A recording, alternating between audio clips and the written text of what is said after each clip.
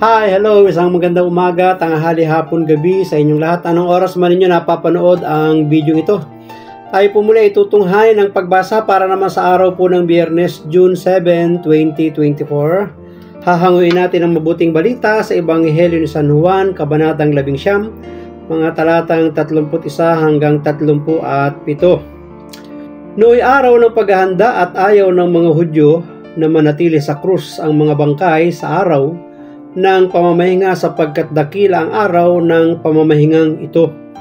Kaya hiniling nila kay Pilato na ipabali nito ang mga binti ng mga ipinako sa krus at alisin doon ang mga bangkay. Naparoon nga ang mga kawal at binali ang mga binti ng dalawang ipinakong kasabay ni Jesus. Ngunit pagdating nila kay Jesus at makitang patay na siya, hindi na nila binali ang kanyang binti, subalit inulos ng sibat ng isa sa mga kawal ang tagiliran ni Jesus at biglang dumaloy ang dugo at tubig. Ang nakakita nito ang nagpapatotoo, tunay ang kanyang patotoo at alam niyang katotohanan ang sinabi niya upang kayo'y maniwala. Nangyari ang mga ito upang matupad ang sinabi ng kasulatan, walang mababali isa man sa kanyang mga buto. At sinabi naman ng ibang bahagi ng kasulatan, pagmamasdan nila ang kanilang inulos. Pagpalain ng Diyos ang pagkabasa ng kanyang mabuting balita. Ang reflection or pagsasadiwa ay hanguin po natin sa Aklat ng Simbahay 2024. Subalit inulos ng sibat ng isa sa mga kawal ang tagiliran ni Jesus at biglang dumaloy ang dugo at tubig.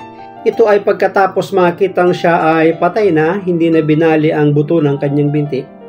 Mayamang simbolismo ang dakilang pag-ibig ng Diyos, ang dugo at tubig na umagos mula sa mahal na puso ni Jesus.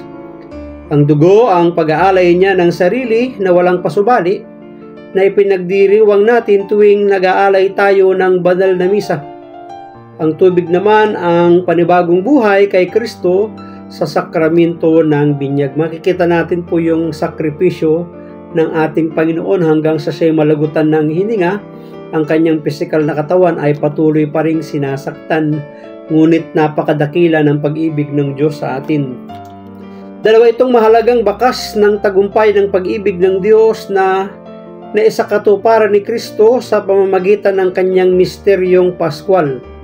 Ang lubos na pagkakaloob ng kanyang sarili kahit umabot pa sa pagdurusa at kamatayan, at dumaloy sa patuloy pa ring pagkakaloob ng kanyang sarili sa muling pagkabuhay. Mababakas naman talaga natin dito ang isang dakilang pahayag ng pag-ibig ng Diyos, walang pag-aalinlangan, walang hadlang. Hindi batay sa panandaliang emosyon o pakiramdam lang, kundi sa malalim at matatag na pagpapasya at paninindigan. May katiyakan at hindi mapaparam. Narito ang larawan at huwaran ng tunay na pagmamahal ng ating Panginoong Diyos at ng ating Panginoong Yesus.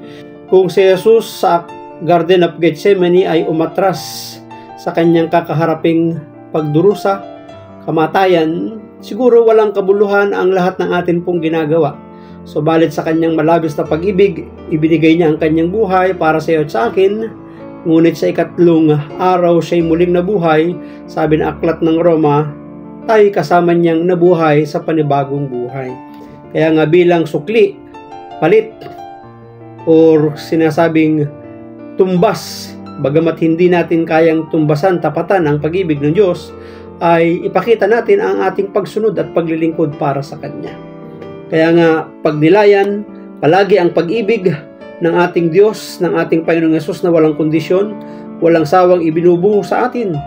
Tinatanggap natin ito araw-araw mula sa puso ng ating Panginoong Hesus. Mahirap arukin pero kailangan nating namnamin, damahin, pakiramdaman sa ating buhay kung gaano kalaki ang pag-ibig na ipinamalas niya para sa iyo at sa akin. Maraming salamat at pagpalain po tayo ng ating Panginoon. Ang akin lamang palaging sambit, I love you with the love of the Lord. Bye-bye and bye-bye.